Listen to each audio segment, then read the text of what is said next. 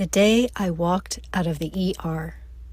Hump Day newsletter, April 1st, 2026.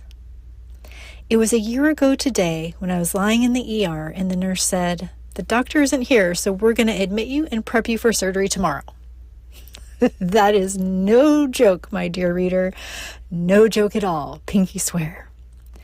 After much debate, which was not an internal debate, but more one with me and all of the staff, I walked out of that ER on my own 2 feet.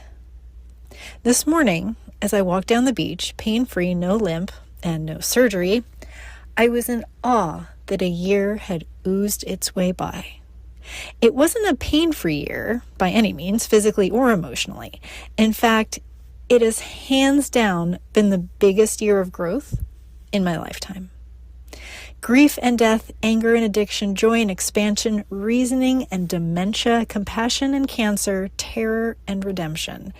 For the past 12 months and beyond, they have displayed themselves in all their fantastical peacock glory for this little people-pleasing codependent to practice healing those generational wounds.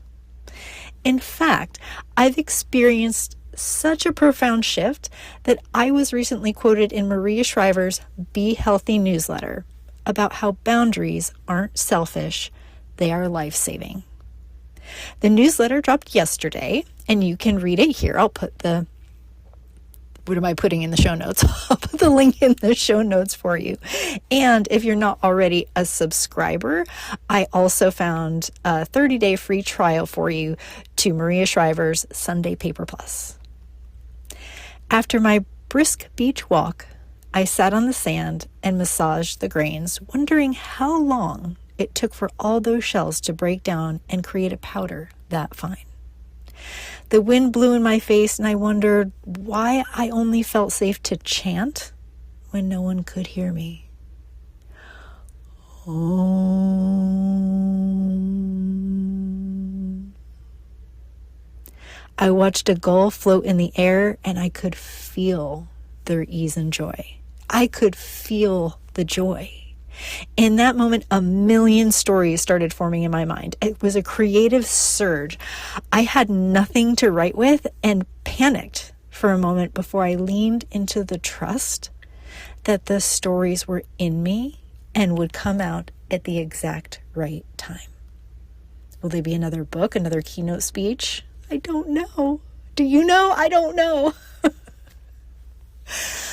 So instead, I chose to sit in the moment, in the now, sun shining bright with the divine feeling of inspiration and purpose and love, because it's all about love.